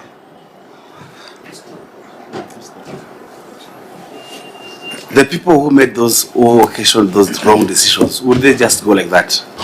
How would we mitigate? So that then we have a deterrent for those people who are making those wrong decisions. Yes. Persuade Chair through you and persuade my colleague, my neighbor from Taita Taveta, to consider withdrawing that statement, that it doesn't matter whether it was internal or external. Just adding a limb. Because if, Yes. if those councils that defended these matters were internal, they would not be drawing this amount of money. The money is lost on account of a wrong decision, then defended by external counsel, who then are paid this amount of money. If they were in the payroll, then this money would In not fact, be. if you are a functional county attorney office and establishment, they will provide advisories before you undertake administrative action that would lead to litigation. I think they would reduce the instances of wrong decisions, illegal decisions. Senator Tabitha, then we allow the governor to respond. Yeah, also maybe to add on that, and even what the chair has said, if we had that functional Anthony office, we could not be incurring these losses, because this is not the first time the Nakuru County is incurring losses when it's come to legal whatever. I think last one, it was about 37 million. Then again, we had a case of 22 million that no had supporting documents, legal payments. So I think we need that office, or even to make it as a law. When it comes to the control of budget, it should make a law for that, for a county to continue and to be able to function. It must have that functional Anthony. Point of information, office. my leader. Yes. Deputy Majority Leader, it is already a law we passed. It's already passed. So it must be complied with the county implemented and attorney. complied. Yes. Maybe, So I think our county government should comply to that. Correct. So that our people of Nakuru doesn't continue making losses of money that could be have control because of bad management. Now, or governance. in the spirit of what we have always done, holding professionals to account, particularly those members of regulated professions like advocates, accountants, procurement, HR, is a county attorney in the room, Governor? We have the county solicitor. Yes, but... We do have can I respond? Clear? No. We're just trying to establish the structure. Do you have the county attorney in your delegation? Yes, not here. We have the county solicitor, who is the accounting officer for the county attorney's office. Yeah, but in terms of hierarchy, it's the county attorney yes. who sits in the cabinet. Yes, he sits. So I think next time when we have legal matters in the audit reports, the county attorney should be here as the person who takes ultimate responsibility. Sure. In terms of structures, you've got the attorney, you've got the solicitor, and how many people within the legal team? I have about 10 in the county attorney's office, 6 attorneys, and 4 legal clerks. Yeah? Do you need the microphone? So right here. Just now that the solicitor is here, just describe for us your establishment and how you are giving effect to the provisions of the County Attorneys Act. Please just stand so that you are visible. All right, thank you very much, Chair. Currently, we have a staff establishment of 6 plus 4, so a total of 10 advocates. 6 were hired less than a month ago. So we have the county attorney, county solicitor, and then myself, and then we have 2 legal directors, and the others are county legal counsel. Okay, so the 6 were hired just a few months ago. Yeah, 2 weeks ago, actually. So this impact we can assess maybe over the next 1 year. Yes, see whether they are adding value. I believe even within 6 months we should be able to see their their impact within the county. Okay. Yes. Sorry, Chair. The structure again? You said it was the. So we have the county attorney who's the head of that office. Then we have the county solicitor who's the accounting officer. Then we have the county legal counsel. So after me we have 2 legal directors and then the county legal counsel. And that's what I wanted to hear. Yes. You have 2 directors. Yes. Legal directors, 2 of them. Yes. And then? And then now we have county legal counsel, who are the legal officers. How many? We have 6. Yes. 6. Okay, so these ones were recently appointed, so it's something that the OAG can keep in view. Are you done with the description of how you are giving effect to the County Attorneys Act? because there's also the issue of outsourcing, which I know members are going to ask. Mitch, what was the decision of the court when it came to county governments outsourcing legal services? There were stringent provisions that were provided before a county government can procure any legal services, including being given permission by the county attorney. And under the Act, it's county attorney, but under the court matter, it made reference to the permission of the Attorney General. So Solicitor, this 180 million that the Auditor General says is a public loss, were these matters defended by in-house counsel or they were outsourced? There were various matters, some of them outsourced, some of them by internal legal counsel, but all of these are legal legacy matters from before pre-devolution. Yes. So one of the things the auditor can help us with in this audit also is that the 700 million contingent liabilities, we need to know whether they're being defended in-house or they're being defended by external service providers, so that we can test whether the county is in compliance with the directives of the High Court. Secondly, it would have been very useful for us to see a breakdown of this 180 million, because 180 million could be 2 cases, or they could be 20 cases. And sometimes when you get the detail, you might find that there's only one advocate on record for all the cases. So could you give us that visibility? Do you have that breakdown now, or it's something you can do in the substantive audit? Chair, that one you can do in the substantive audit. Yeah, so disclose to us who the advocates on record are, so that we establish whether the county is in compliance with the law. Okay, any other matter you wanted to raise? No, that's just that, Chair. But one thing we need to note is that right now we're handling the matters very proactively. Now that we have a very robust legal team, we are barely losing any cases. So I'm sure the Auditor General will confirm the near future audits. Okay. Yeah. Honorable. Chair, because we are digging in on this and trying to unbank and unbundle the issue of poor management decisions. When I look at the contingent liabilities, page 57, there's a case here, E007 of 2024.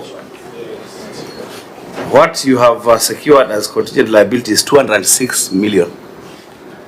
What could that case be about? Is it about, again, a wrong decision? Because we have the county attorney and the solicitor in place in 2024.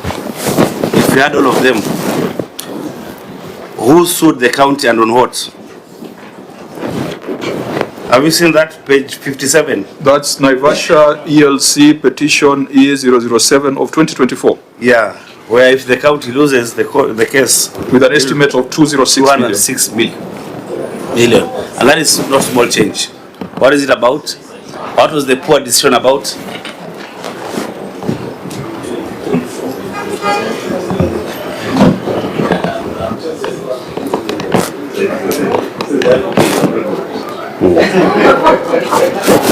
Yeah, it's about the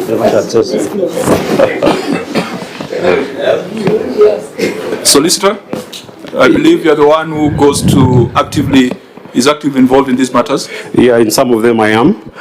For this, these contingent liabilities, basically how we structure them is when someone comes and sues the county. Well, that's okay. We have the background. Okay. But what's the matter? What's the matter here? So that relates to someone who sued the county because he says that we blocked the entire access to the lake. There's a property that we have that he says that has blocked the public's access to the lake. So I think that is the background of the matter. Okay, so members, really, it's not for us to go into the merits of any matter. For us, it's to ensure that we don't get to the conclusion that the Auditor General has gotten into, that 180 million was loss of public funds due to poor management decisions. And your office, the structure of the county attorney, ideally should offer value by ensuring that we reduce the exposure, we reduce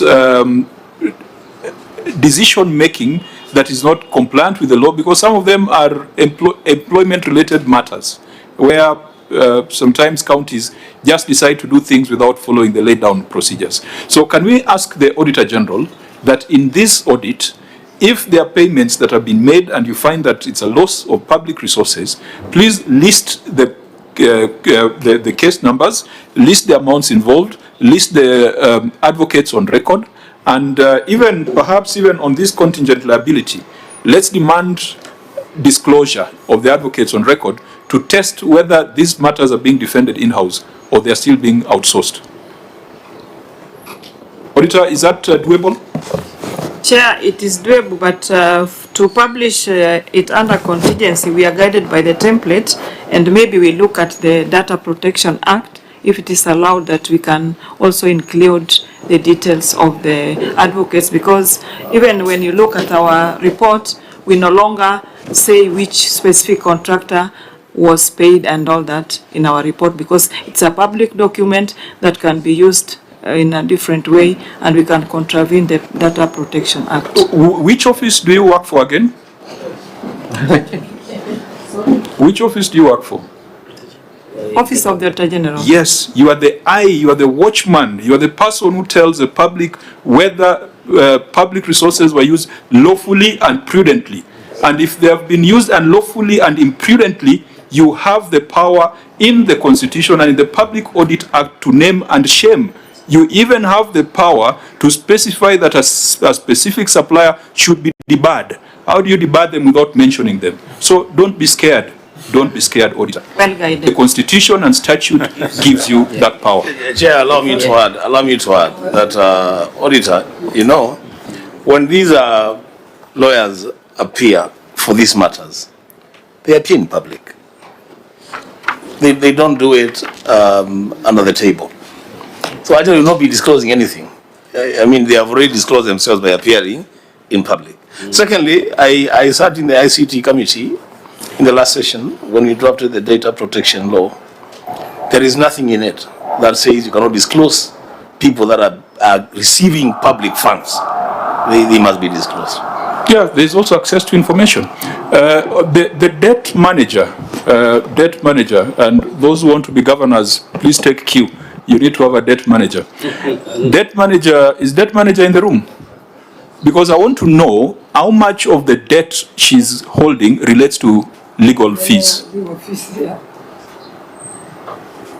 1 minute, Chair. She had just stepped out, but she's coming right back. Okay. Mitch, you wanted to say something on the contribution by the auditor? It was just to confirm that the lawyer, the party, all of them are public documents in court, so they cannot be, they cannot infringe on the Data Protection Act. It cannot be classified. They're public documents. Correct. So we shall be demanding that, because by demanding this disclosure on advocates on record, it also helps us to deal with instances where you find one advocate running a monopoly on legal matters in counties. And I think the auditor has previously reported in other counties of situations where one advocate is being given briefs on almost every matter that comes, that the county has in courts. It is exactly 3 o'clock. We are remaining with the answer by the debt manager on how much is owed to legal firms, but we are also remaining with a long list of projects. These projects, the Auditor General is going to the ground. And Governor, I just want us to do a very quick run through, because there's a long paragraph on 325 projects with contracts totaling 2.7 billion, which were incomplete or at various stages of completion, as detailed below. Now, just like rapid fire, there were delays in completion of inpatient and outpatient block at Maimayu Level 4 Hospital, Naivasha Sub-County. Under projects, that's page 8 on the certificate.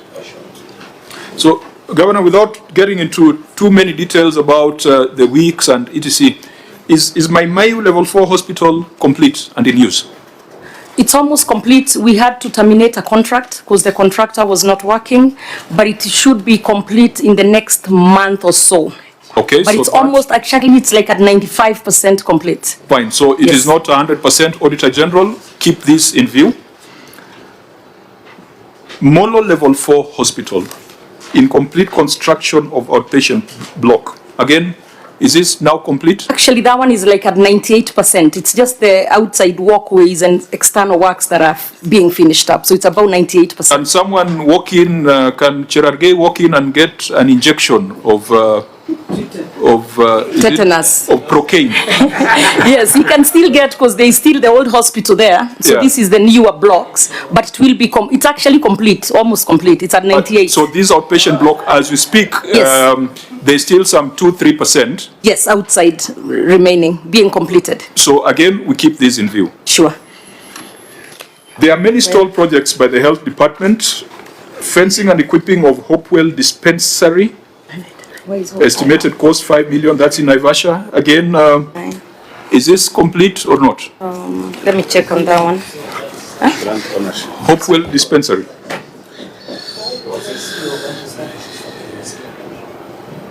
Yeah, I believe there was someone from health. Was a chief of staff from Health Services. You know what, you're right. I Yeah. do Done have, the he is thing. here. He is, my chief of staff is here and he's Yeah, because familiar. I want us to be done by 15:05. So we have 3 minutes. Sawa. Just to say whether it's done or not. If it's done, we confirm. If it's not done, the Auditor General goes to the ground. Dr. Wainaina? Fencing and equipping of Hopewell dispensary. Thank you, Chair. For that specific project, there was a challenge, a legal challenge in terms of... Tell us done or not. It is not done. At what percentage?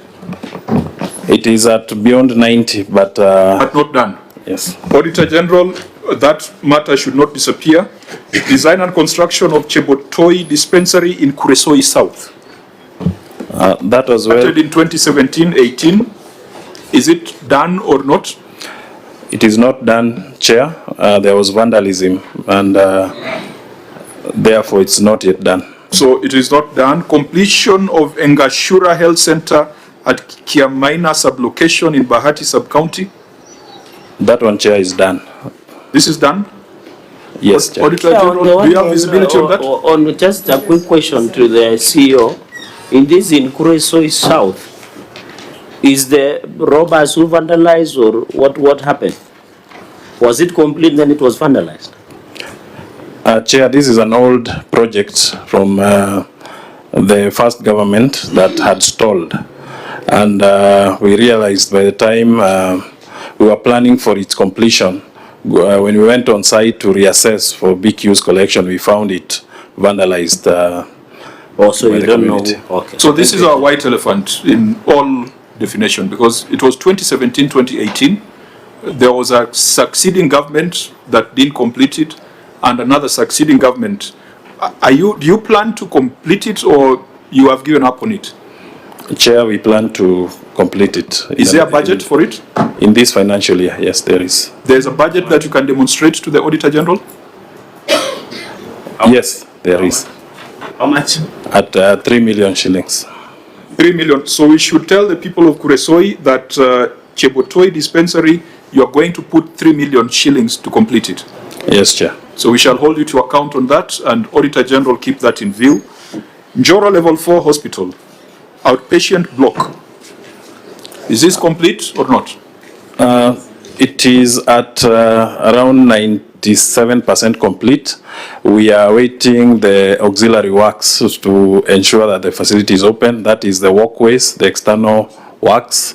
Let's go with this definition of completion for hospitals. That I can walk in and get Panadol. I can walk in and get a nurse. I can walk in and get a doctor. I can get service. It's not about the paintwork. That's our perception of completion of a hospital. So again, Njoro Level 4 Hospital, can I walk in and get a nurse and a doctor and medication? Not at the moment, but in a month or two. Okay, so we'll keep that in view. There is a completion of Engashura Health Center at Kiamaina sublocation Bahati. That was what, 1.8 million? That one they reported is complete.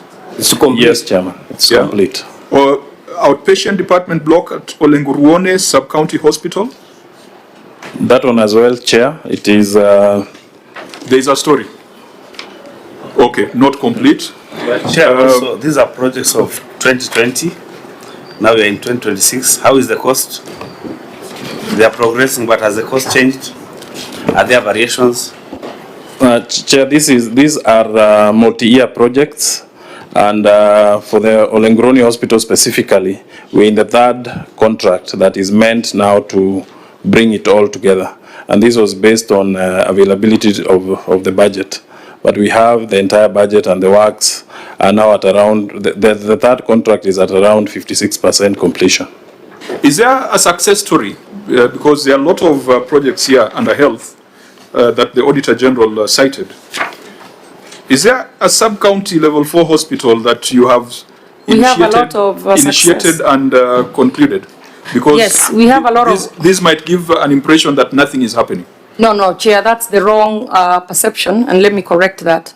When we came into office, we found all these hospitals and many more that you have not read that had been done and left not complete. And I'm actually talking about running into billions of shillings to complete the hospitals and equip them. So when I came into office, we said that any contractor who has not been working, the contract is cancelled, we re-advertise and get them going. That is where we are. We just this week, today is what, Friday? Thursday, I don't even know. On Tuesday, I went and opened in Elbagon level 4 the maternity. So many of them we are now completing, but we are having to do a lot of work that was left incomplete, and the budget could only go so far. In addition to that, we have now our own level 4 hospitals that we have started from scratch, and by December they will all be complete. So a lot of it has been project management, and I have instilled in this my people that instead of starting 10 hospitals and leaving 10 hospitals undone, you do 2, get value for money, get them working, move to the next one.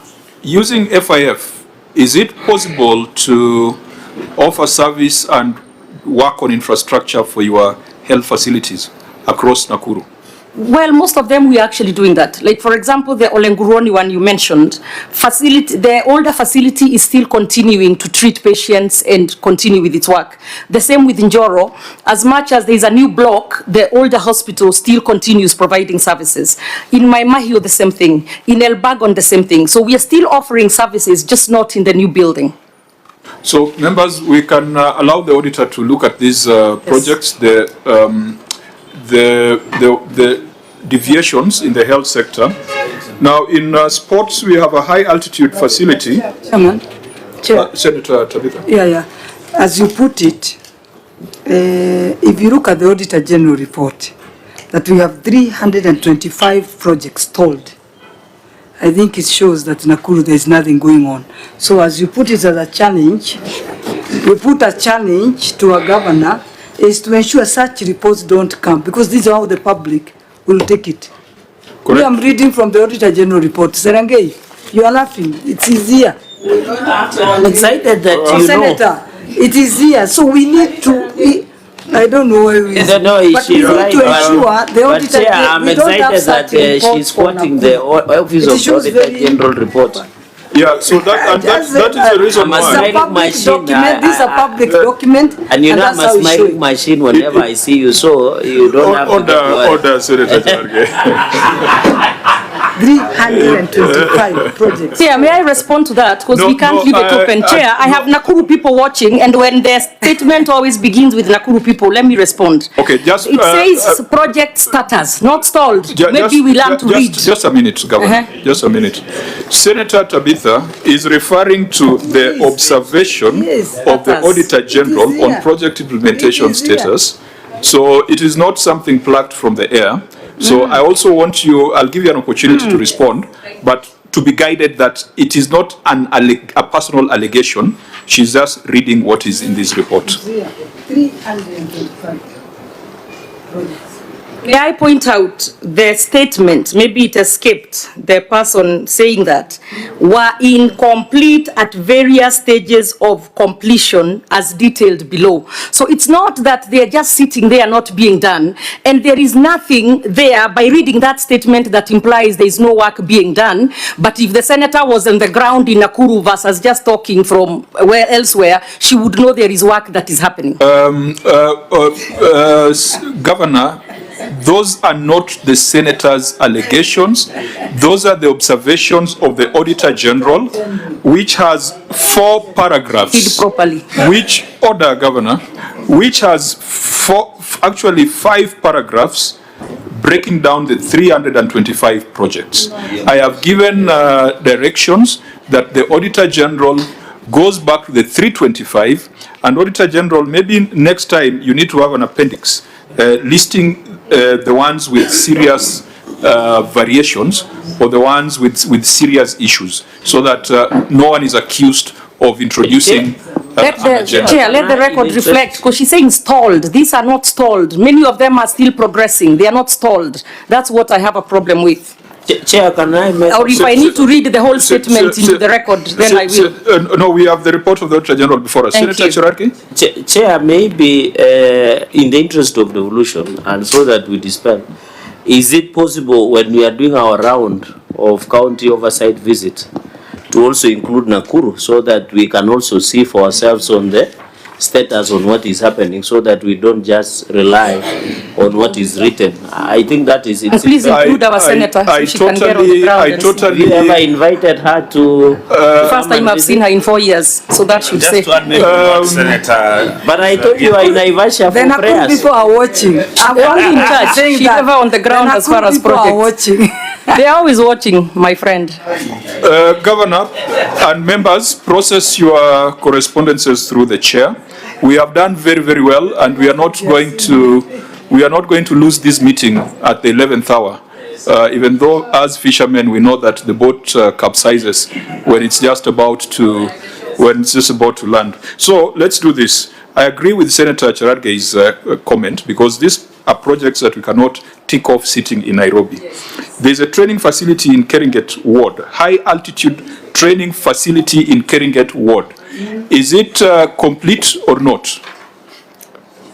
High altitude training facility in Keringet Ward, without stories? Yes, no stories. We have the CEO for sports. Whether it's complete or not?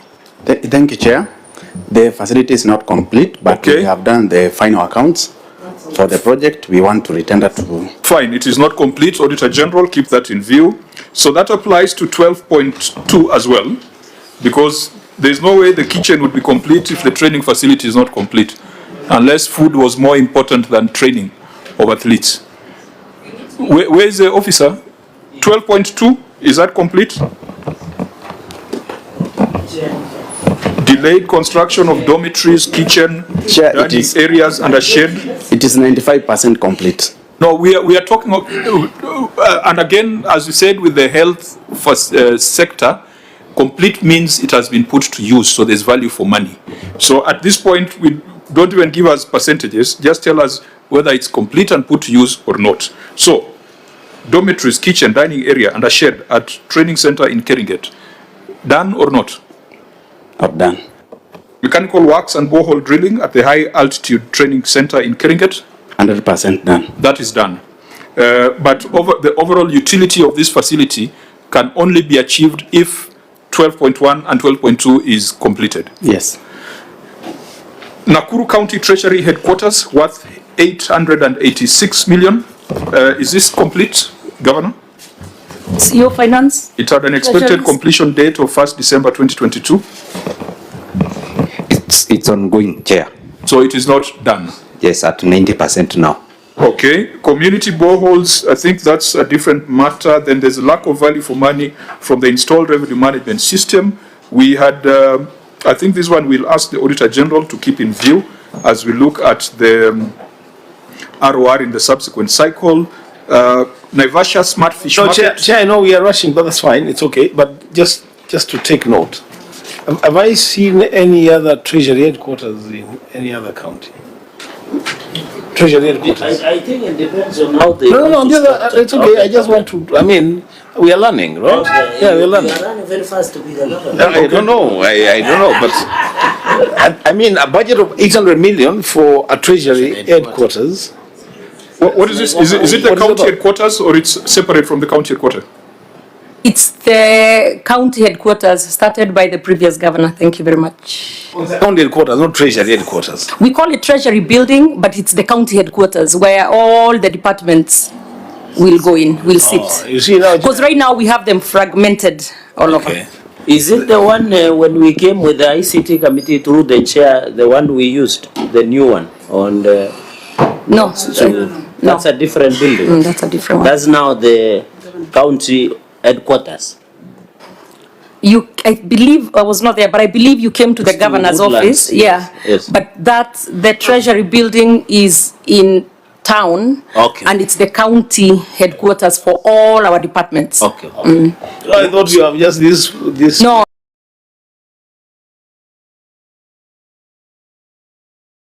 No. Your treasury has. No. What